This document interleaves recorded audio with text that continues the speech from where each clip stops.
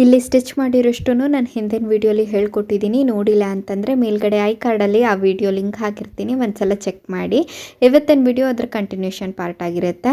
ಈಗ ನಾವು sleeves attach ಮಾಡಬೇಕು. ಸ್ಲೀವ್ಸ್ ಅಟ್ಯಾಚ್ ಮಾಡುವಾಗ ರೈಟ್ ಲೆಫ್ಟು ಹೇಗೆ ನೋಡಿಕೊಂಡು ಸ್ಟಿಚ್ ಮಾಡೋದು ಅಂತ ನನಗೆ ಕಮೆಂಟಲ್ಲಿ ಯಾರೋ ಕೇಳಿದ್ರಿ.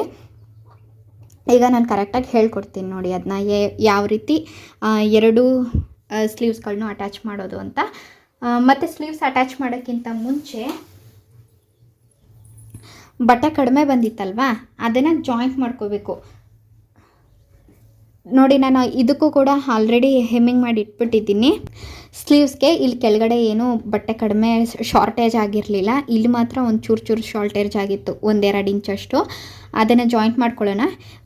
ಜಾಯಿಂಟ್ ಮಾಡಿಕೊಂಡು ಆಮೇಲೆ ಮತ್ತೆ ಸ್ಲೀವ್ಸ್ನ ಚೆಕ್ ಮಾಡಿಕೊಂಡು ಇದು ಮಾಡ್ಕೊಳ್ಳೋಣ. ಇಲ್ಲಿ ಕೆಳಗಡೆ ಹೆಮ್ಮಿಂಗ್ ಮಾಡಿ ಇಟ್ಬಿಟ್ಟಿದ್ದೀನಿ, ನೋಡ್ತಾ ಇರ್ಬೋದು. 2 ಸ್ಲೀವ್ಸ್ಗೂ ನಾನು ಹೆಮ್ಮಿಂಗ್ ಮಾಡಿದ್ದೀನಿ. ಇದು ಅಷ್ಟೇ, ನಾವು ಬ್ಲೌಸ್ನ ಹೊಲಿದ್ಬಿಟ್ಟು ಹೆಮ್ಮಿಂಗ್ ಮಾಡ್ತೀವಿ ಅಂತಂದರೆ ಸ್ವಲ್ಪ ಕಷ್ಟ ಅನಿಸುತ್ತೆ. ಯಾಕಂದರೆ ನಾವು ಈ ರೀತಿ ಸ್ಟಿಚ್ ಹಾಕ್ಬಿಟ್ಟಿರ್ತೀವಲ್ವ, ಈ ರೀತಿ ಸ್ಟಿಚ್ ಹಾಕಿದ್ಮೇಲೆ ನಮಗೆ ಇದನ್ನು ಹಿಡ್ಕೊಂಡು ಈ ರೀತಿ ಹೆಮ್ಮಿಂಗ್ ಮಾಡೋದು ಸ್ವಲ್ಪ ಹಿಂಸೆ ಅನಿಸುತ್ತೆ. ಸೊ ಸ್ಟಿಚ್ ಮಾಡೋಕ್ಕಿಂತ ಮುಂಚೆನೇ ನಾವು ಈ ರೀತಿ ಹೆಮ್ಮಿಂಗ್ ಮಾಡಿ ಇಟ್ಕೊಂಡ್ಬಿಟ್ರೆ ನಮಗೆ ಸ್ಟ್ರೇಟಾಗಿರುತ್ತೆ ಬಟ್ಟೆ, ಆರಾಮಾಗಿ ಬೇಗ ಹೆಮ್ಮಿಂಗ್ ಮಾಡ್ಕೋಬೋದು. ಈ ಟಿಪ್ನ ಫಾಲೋ ಮಾಡಿ ಬೇಕಾದರೆ. ಈಗ ನಾನು ಬಟ್ಟೆನ ಅಟ್ಯಾಚ್ ಮಾಡ್ಕೋತೀನಿ. ಸ್ಲೀವ್ಸ್ನ ಫ್ರಂಟ್ ಸೈಡ್ ಬ್ಯಾಕ್ ಸೈಡ್ ಕರೆಕ್ಟಾಗಿ ನೋಡ್ಕೊಳ್ಳಿ. ಹೆಮ್ಮಿಂಗ್ ಮಾಡಿರೋದು ಮೇಲ್ಗಡೆ ಇದೆ, ಒಳಗಡೆ ಬಟ್ಟೆ ಇನ್ ಮಾಡಿರೋದು ಇದು ಉಲ್ಟಾ. ಇದನ್ನು ನೋಡಿಕೊಂಡು ಸೀದಾ ಸೈಡ್ ಇಟ್ಕೊಂಡು ಆ ಕಡೆ ಈ ಕಡೆ 2 ಪಟ್ಟಿನ ಜಾಯಿಂಟ್ ಮಾಡ್ಕೋತೀನಿ. ಬ್ಲೌಸ್ನ ಸೀದಾ ಸೈಡ್ ಮೇಲೆ ಇಟ್ಕೊಂಡು ಇದ್ರ ಮೇಲೆ ಒಂದು ಪಟ್ಟಿನ ಈ ರೀತಿ ಇಟ್ಕೋತೀನಿ. ಈ ರೀತಿ ಪಟ್ಟಿನ ಇಟ್ಕೊಂಡು 1/4 ಇಂಚ್ ಬಿಟ್ಟು ಸ್ಟಿಚ್ ಹಾಕ್ತೀನಿ. ಒಂದ್ರ ಮೇಲೆ ಒಂದು ಅಂತ 2 ಸ್ಟಿಚ್ ಹಾಕೊಳ್ಳಿ. ಹಾಗೆಯೇ ಇದನ್ನು ರಿವರ್ಸ್ ಮಾಡಿಕೊಂಡು ಪಟ್ಟಿ ಅಟ್ಯಾಚ್ ಮಾಡಿದ್ವಲ್ವಾ, ಆ ಸೈಡ್ಗೆ ಇನ್ನೂ ಒಂದು ಸ್ಟಿಚ್ನ ಹಾಕಿ.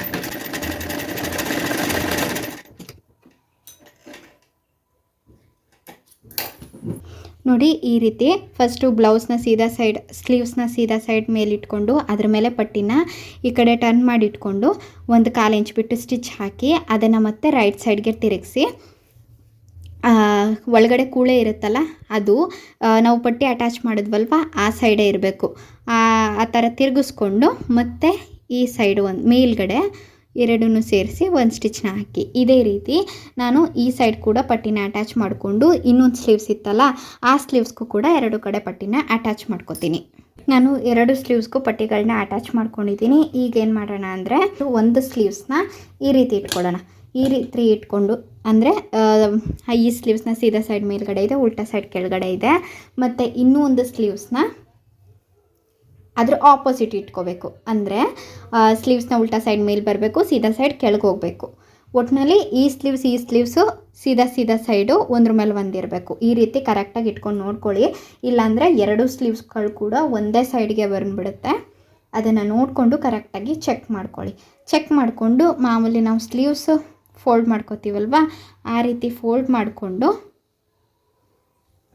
ಗುಂಪಿನ್ಗಳನ್ನ ಹಾಕೊಳ್ಳೋಣ.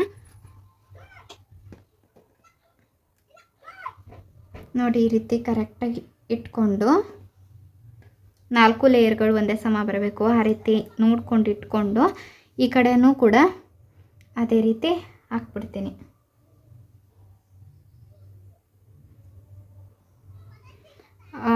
ಶೇಪ್ಗಳು ತೆಗ್ದಿದ್ದೀವಲ್ವಾ, ಆ 2 ಸ್ಲೀವ್ಸ್ನ 2 ಶೇಪ್ಗಳು ಕೂಡ ನೀಟಾಗಿ ಒಂದೇ ಸಮಕ್ಕಿರಬೇಕು. ಆ ರೀತಿ ನೋಡಿಕೊಂಡು ಸೇಫ್ಟಿ ಪಿನ್ ಹಾಕ್ಕೊಳ್ಳಿ, ಗುಂಡು ಪಿನ್ಗಳನ್ನ ಹಾಕ್ಕೊಳ್ಳಿ. ನೋಡಿ, ಈ ರೀತಿ ಹೆಚ್ಚು ಕಡಿಮೆ ಬರಬಾರ್ದು.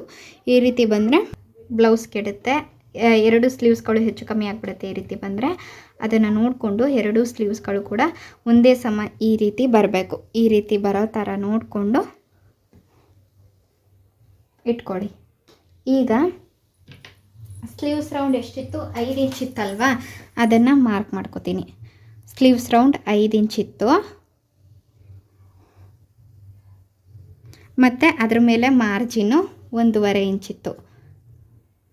ಮತ್ತು ಆಲ್ರೆಡಿ ನಾನಿಲ್ಲಿ ಮಾರ್ಕ್ ಮಾಡಿದ್ನಲ್ಲ, ಆ ಮಾರ್ಕ್ ಇದೆ, ಅಲ್ಲಿಂದ 1.5 ಇಂಚ್ ಎಕ್ಸ್ಟ್ರಾ ನಮಗೆ ಶಾರ್ಟೇಜ್ ಆಗಿದ್ದು ಮಾರ್ಜಿನ್ಗೋಸ್ಕರ. ಆ 1.5 ಇಂಚನ್ನ ಮಾರ್ಕ್ ಮಾಡಿಕೊಂಡು ಆ ಪಾಯಿಂಟ್ ಈ ಪಾಯಿಂಟ್ ಎರಡನ್ನೂ ಸೇರಿಸ್ಕೊತೀನಿ.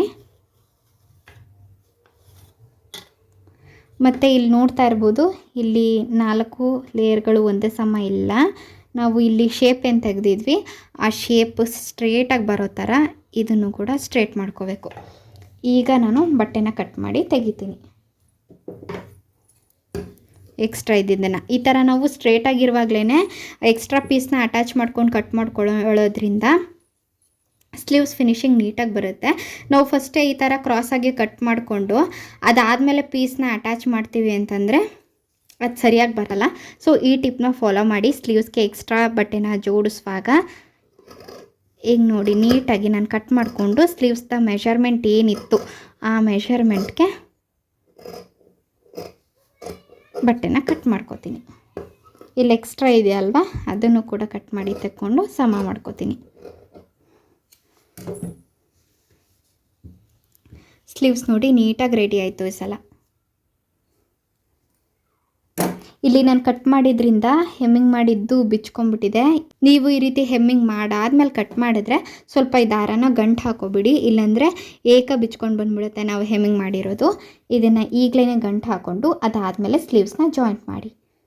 2 ಸ್ಲೀವ್ಸ್ನ ಸೆಂಟರ್ಗೆ 2 ಸ್ಲೀವ್ಸ್ನ ಈ ರೀತಿ ಸ್ಟ್ರೇಟಾಗಿ ಇಟ್ಕೊಂಡು ಈ ನೀರಕ್ಕೆ ಫಸ್ಟ್ ಇಲ್ಲಿ ಕ್ರಾಸಾಗಿ ಒಂದು ಟ್ರಯಾಂಗಲ್ ಶೇಪ್ ಬರೋ ಥರ ಈ ಥರ ನಾಚ್ ಮಾಡ್ಕೊಳ್ಳಿ.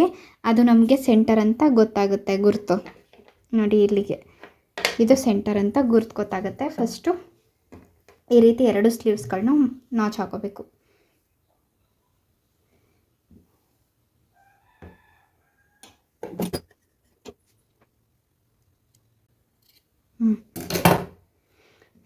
ಎರಡನ್ನೂ ಈ ಥರ ಸೆಂಟರ್ಗೆ ಗುರ್ತು ಮಾಡ್ಕೊಂಡ್ಮೇಲೆ ನಾವು ಸ್ಲೀವ್ಸ್ನ ಅಟ್ಯಾಚ್ ಮಾಡಬೇಕು. ಸ್ಲೀವ್ಸ್ನ ಅಟ್ಯಾಚ್ ಮಾಡೋಕ್ಕೆ ಆಗಲೇ ಫ್ರಂಟ್ ಬ್ಯಾಕ್ ಸೈಡ್ ಎರಡನ್ನೂ ಜಾಯಿಂಟ್ ಮಾಡ್ಕೊಂಡಿದ್ವಲ್ವ, ಅದನ್ನು ಸ್ಟ್ರೇಟಾಗಿ ಈ ಥರ ನೀಟಾಗಿ ಇಟ್ಕೊತೀನಿ. ನೋಡ್ಕೊಳ್ಳಿ, ಈ ಥರ ಇಟ್ಕೊಂಡು ಈ ಎಡಗಡೆದು ಸ್ಲೀವ್ಸ್ದು ಯಾವ್ದು ಬರುತ್ತೆ ಫಸ್ಟ್ ಅದನ್ನು ನೋಡ್ಕೋಬೇಕು ನೀಟಾಗಿ.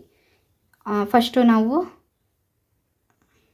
ಈ ಥರನೇ ಇಟ್ಕೊಳ್ಳೋಣ. ಇಲ್ಲಿ ನೋಡಿ, ಇದು ಕಡಿಮೆ ಇರೋದು ಫ್ರಂಟ್ ಶೇಪು, ಜಾಸ್ತಿ ಇರೋದು ಬ್ಯಾಕ್ ಶೇಪು. ಅದೇ ರೀತಿ ಇಲ್ಲೂ ಕೂಡ ಇರುತ್ತೆ ನೋಡಿ, ಕಡಿಮೆ ಇರೋದು ಫ್ರಂಟ್ ಶೇಪು, ಜಾಸ್ತಿ ಇರೋದು ಬ್ಯಾಕ್ ಶೇಪು. ಇದು ಸೀದಾ ಸೈಡ್ ಐತೆ ಸ್ಲೀವ್ಸು, ಮತ್ತು ಇದು ಕೂಡ ಸೀದಾ ಸೈಡ್ ಐತೆ. ಈ ಥರ ಇಟ್ಕೊಂಡು ಇದನ್ನು ಸ್ಟ್ರೇಟ್ ಮಾಡ್ಕೊಳ್ಳಿ. ಹಿಂಗೆ ಸ್ಟ್ರೇಟ್ ಮಾಡಿಕೊಂಡು ಇದನ್ನು ಕೂಡ ಈ ರೀತಿ ಸ್ಟ್ರೇಟ್ ಮಾಡ್ಕೋಬೇಕು. ಹೀಗೆ ಇಲ್ಲಿ ನೋಡಿ, ಇದು ಸೀದಾ ಸೈಡ್ ಐತೆ, ಇದು ಸೀದಾ ಸೈಡ್ ಐತೆ, ಈ ಫ್ರಂಟ್ ಸೈಡ್ ಐತೆ, ಮತ್ತು ಬ್ಯಾಕ್ ಸೈಡ್ ಐತೆ. ಈ ಥರ ಇಟ್ಕೊಂಡು ಕರೆಕ್ಟಾಗಿ ನೆಕ್ಸ್ಟ್ ಏನು ಮಾಡಿ, ಈ ಸ್ಲೀವ್ಸ್ ಇದೆ ಅಲ್ವಾ, ಇದನ್ನು ಇದ್ರ ಮೇಲೆ ಇಟ್ಕೊಬಿಡಿ. ಈ ರೀತಿ ನಿಮಗೆ ಇದು ಆ ಕಡೆ ಈ ಕಡೆ ಹೋಗುತ್ತೆ ಅನ್ನೋ ಭಯ ಇದ್ದರೆ ಫಸ್ಟು ಒಂದು ಗುಂಡು ಪೆನ್ನ ಹಾಕ್ಬಿಡಿ. ಈಗ ಅದು ಫ್ರಂಟ್ ಸೈಡೇ ಇರುತ್ತೆ, ಬ್ಯಾಕ್ ಸೈಡೇ ಇರುತ್ತೆ. ಈ ರೀತಿ ಇಟ್ಕೊಂಡು ನಾವು ಇಲ್ಲಿಂದ ಸ್ಟಿಚ್ನ ಹಾಕ್ತಾ ಹೋಗಬೇಕು. ನೀವು ಹಿಂಗೆ ಬೇಕಾದರೂ ಹಾಕ್ತಾ ಹೋಗಿ, ಇಲ್ಲ ನಾವು ಬಿಗಿನರ್ಸು, ನಮಗೆ ಸ್ಲೀವ್ಸ್ ಅಟ್ಯಾಚ್ ಮಾಡೋಕ್ಕೆ ಸ್ವಲ್ಪ ಭಯ ಅನ್ನೋದಾದರೆ ಫಸ್ಟ್ ಏನು ಮಾಡಿ, ನಾಚ್ ಹಾಕಿದ್ವಲ್ವ ನಾವು, ಆ ನಾಚು ಇಲ್ಲಿ ಶೋಲ್ಡರ್ ಅಟ್ಯಾಚ್ ಮಾಡಿದ್ವಲ್ವ ಅದ್ರ ಮೇಲೆ ಬರೋ ಥರ ಹಿಂಗಿಟ್ಕೊಂಡು ಕರೆಕ್ಟಾಗಿ ಸೆಂಟರಿಂದನೇ ಸ್ಲೀವ್ಸ್ ಜಾಯಿಂಟ್ ಮಾಡೋಕ್ಕೆ ಸ್ಟಾರ್ಟ್ ಮಾಡ್ಕೊಳ್ಳಿ. ಅಂದರೆ ಈ ರೀತಿ ಇಟ್ಕೊಂಡು ಫಸ್ಟು ಹಿಂಗಿಂದ ಬಂದು ಬ್ಯಾಕಿಗೆ ಜಾಯಿಂಟ್ ಮಾಡ್ಕೊಳ್ಳಿ, ಮತ್ತು ಇದನ್ನು ಟರ್ನ್ ಮಾಡಿಕೊಂಡು ಹಿಂಗಿಂದ ಫ್ರಂಟ್ ಸೈಡ್ಗೆ ಜಾಯಿಂಟ್ ಮಾಡ್ಕೊಳ್ಳಿ. ಈ ಥರನಾರು ಜಾಯಿಂಟ್ ಮಾಡಿ, ಅಥವಾ ಒಂದೇ ಸತಿಯಿಂದ ನನಗೆ ಎಕ್ಸ್ಪೀರಿಯೆನ್ಸ್ ಐತೆ ಅಂತ ಅನ್ನೋದಾದರೆ ಇದೇ ಥರ ಬೇಕಾದ್ರೂ ಸ್ಲೀವ್ಸ್ ಜಾಯಿಂಟ್ನ ಮಾಡ್ಕೋಬೋದು.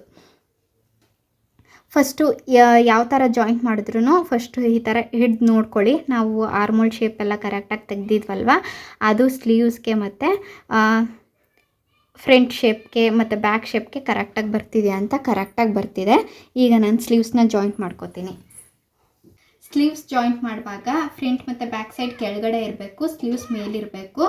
ಆಮೇಲೆ ಸ್ಲೀವ್ಸ್ನ ಎಳೆದು ಸ್ಟಿಚ್ ಹಾಕೋಕ್ಕೆ ಮಾತ್ರ ಹೋಗಲೇಬೇಡಿ.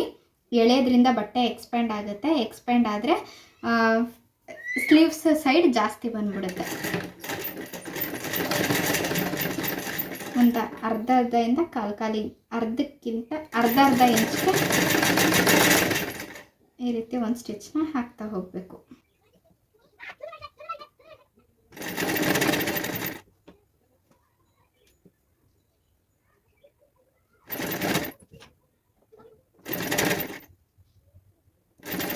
ಸ್ವಲ್ಪ ಸ್ವಲ್ಪನೇ ಈ ಥರ ಇಟ್ಕೊತ ನಿಧಾನಕ್ಕೆ ಸ್ಟಿಚ್ ಹಾಕ್ತಾ ಹೋಗಿ.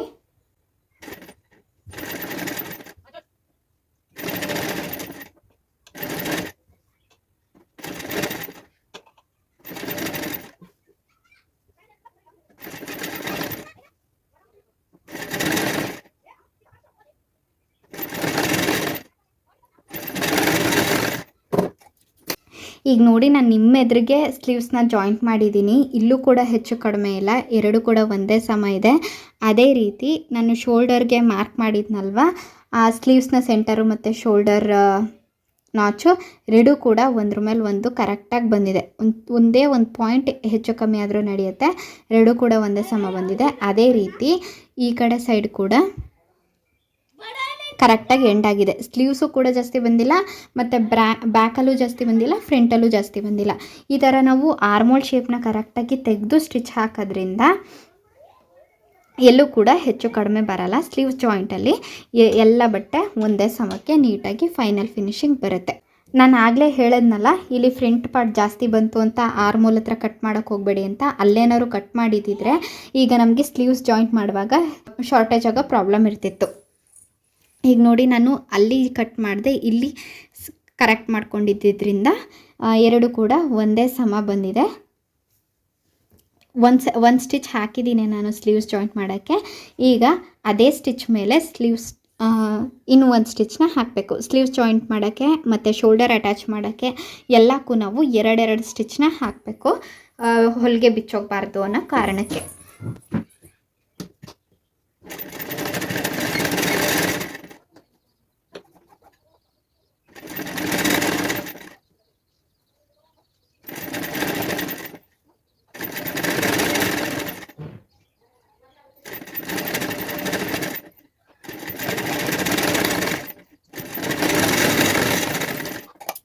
ಈಗ ಇನ್ನೊಂದು ಸ್ಲೀವ್ಸ್ ಕೂಡ ಅದೇ ರೀತಿ ಅಟ್ಯಾಚ್ ಮಾಡ್ಕೋತೀನಿ. ಅಟ್ಯಾಚ್ ಮಾಡ್ಕೊಳ್ಳೋಕ್ಕಿಂತ ಮುಂಚೆ ಈ ಥರ ಬ್ಲೌಸ್ನ ಕರೆಕ್ಟಾಗಿ ಸ್ಟ್ರೇಟಾಗಿ ಇಟ್ಬಿಡಿ. ಬ್ಲೌಸ್ನ ಸೀದಾ ಸೈಡ್ ಇಟ್ಬಿಟ್ಟು ಈ ಸೈಡ್ದು ಸ್ಲೀವ್ಸ್ ಏನಿರುತ್ತೆ ಅದನ್ನು ತೊಗೊಳ್ಳೋಣ. ನೋಡಿ, ಫ್ರಂಟ್ ಇಲ್ಲಿದೆ, ಬ್ಯಾಕ್ ಇಲ್ಲಿದೆ. ಇದನ್ನು ಫ್ರಂಟ್ ಸೈಡ್ಗೆ, ಬ್ಯಾಕ್ ಸೈಡ್ಗೆ ಈ ರೀತಿ ನೀಟಾಗಿ ಹಾಸ್ಕೋಬೇಕು.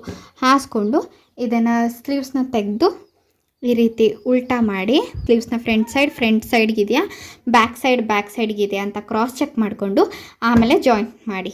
ಸ್ಲೀವ್ಸ್ ಎಲ್ಲ ಜಾಯಿಂಟ್ ಮಾಡಿದ್ದಾಯಿತು. ಈಗ ಫೈನಲ್ ನೆಕ್ ಫಿನಿಶಿಂಗ್ನ ಮಾಡಬೇಕು. ನೆಕ್ ಫಿನಿಶಿಂಗ್ ಮಾಡೋಕ್ಕೆ ನಾನಿಲ್ಲಿ ಇದರಲ್ಲಿ ಬಟ್ಟೆ ಸಾಕಾಗಲಿಲ್ವಲ್ಲ, ಬೇರೆ ಪೀಸ್ಗಳನ್ನ ಕ್ರಾಸಾಗಿ ಕಟ್ ಮಾಡ್ಕೊಂಡಿದ್ದೀನಿ. ಹೇಗೆ ಕಟ್ ಮಾಡ್ಕೊಳ್ಳೋದು ಅಂತ ನಾನು ಕಟಿಂಗ್ ವಿಡಿಯೋಲಿ ತೋರಿಸ್ಕೊಟ್ಟಿದ್ದೀನಿ, ನೋಡಿಲ್ಲ ಅಂತಂದರೆ ನೋಡಿ. ಮತ್ತು ಇದನ್ನು ಕರೆಕ್ಟಾಗಿ ಒಂದು ಸಮವಾಗಿ ಕಟ್ ಮಾಡ್ಕೊಳ್ಳಿ. ಒಂದು ಸಮವಾಗಿ ಕಟ್ ಮಾಡಿಕೊಂಡು ಇನ್ನೊಂದು ಪೀಸ್ನ ತೊಗೊಂಡು ಈ ಥರ ಇಡಿ.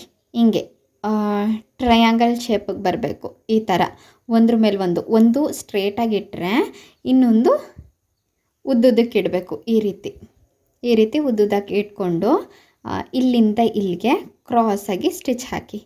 ನೋಡಿ, ಈ ಥರ ಇಟ್ಕೋತೀವಲ್ವ, ನಾನು ಇನ್ನೊಂದು ಸಲ ನೀಟಾಗಿ ಹೇಳ್ಕೊಡ್ತೀನಿ. ಹಿಂಗೆ ಇಟ್ಕೊಂಡು ಇನ್ನೊಂದು ಪೀಸ್ನ ಈ ಥರ ಇಟ್ಕೊಳ್ಳಿ, ಸಮವಾಗಿ ಬರಬೇಕು. ಈ ರೀತಿ ಸಮವಾಗಿ ಇಟ್ಕೊಂಡು ಇಲ್ಲಿಂದ ಇಲ್ಲಿಗೆ ಕ್ರಾಸಾಗಿ ಈ ರೀತಿ ಸ್ಟಿಚ್ ಹಾಕಿ.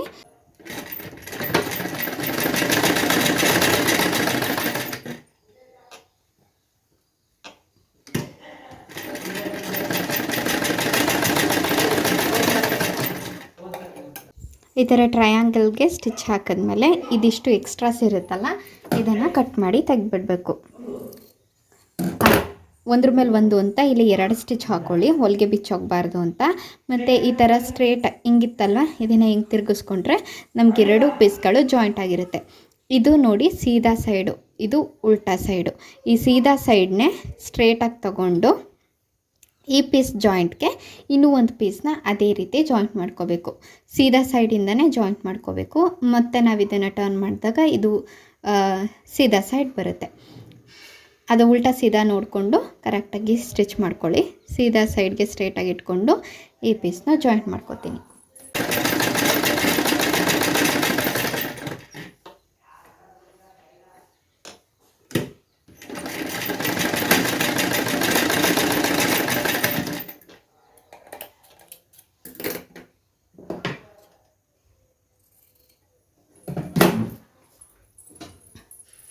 ಈ ಪೀಸ್ ಕೂಡ ಜಾಯಿಂಟ್ ಆಯಿತು. ಈ ರೀತಿ ಒಂದು ಮೇಲ್ಗಡೆ ಒಂದು ಅರ್ಧ ಇಂಚ್ಗೆ ಫೋಲ್ಡ್ ಮಾಡಿ ಇದನ್ನು ಒಂದು 1/4 ಇಂಚಷ್ಟು ಮತ್ತೆ ಫೋಲ್ಡ್ ಮಾಡಿ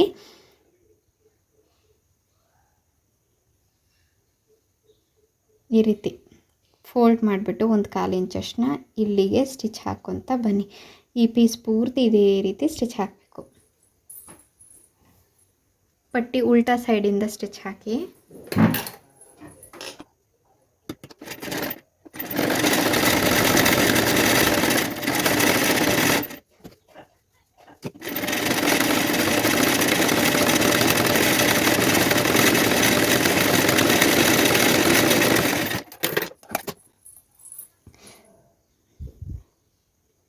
ನೋಡಿ. ಈ ರೀತಿ ಪಟ್ಟಿ ಪೂರ್ತಿ ನಾನು 1/4 ಇಂಚ್ಗೆ ಫೋಲ್ಡ್ ಮಾಡಿಬಿಟ್ಟು ಸ್ಟಿಚ್ ಹಾಕಿದ್ದೀನಿ. ಈ ಸ್ಟಿಚ್ ಹಾಕುವಾಗ ಪಟ್ಟಿನ ಈ ಥರ ಎಳ್ಕೊಂಡೆಲ್ಲ ಸ್ಟಿಚ್ ಹಾಕಬೇಡಿ. ಇದು ಕ್ರಾಸಾಗಿ ಕಟ್ ಮಾಡಿರೋದ್ರಿಂದ ನಾವು ಎಳಿತಾ ಹೋದರೆ ಎಕ್ಸ್ಪ್ಯಾಂಡ್ ಆಗ್ತಾ ಹೋಗುತ್ತೆ. ಸೊ ಹಾಗೆ ಲೈಟಾಗಿ ಈಗ ನಾನು ಸ್ಟಿಚ್ ಹಾಕಿದ್ನಲ್ಲ ಆ ರೀತಿ ಸುಮ್ಮನೆ ಹಾಗೆ ಒಂದು 1/4 ಇಂಚ್ಗೆ ಫೋಲ್ಡ್ ಮಾಡಿಬಿಟ್ಟು ಸ್ಟಿಚ್ ಹಾಕ್ತಾ ಬನ್ನಿ. ಈಗೇನು ಮಾಡಬೇಕು, ಈ ಸೈಡ್ ನಿಮ್ಮ ಹತ್ರ ಬಟ್ಟೆ ಜಾಸ್ತಿ ಎಕ್ಸ್ಟ್ರಾ ಇದೆ ಅಂತಂದರೆ ಕಟ್ ಮಾಡಿಬಿಡಿ. ಇಷ್ಟು ಬಟ್ಟೆ ಬೇಕಾಗಿಲ್ಲ ನಮಗೆ, ಇದು ಬಟ್ಟೆ ಜಾಸ್ತಿ ಆಗುತ್ತೆ.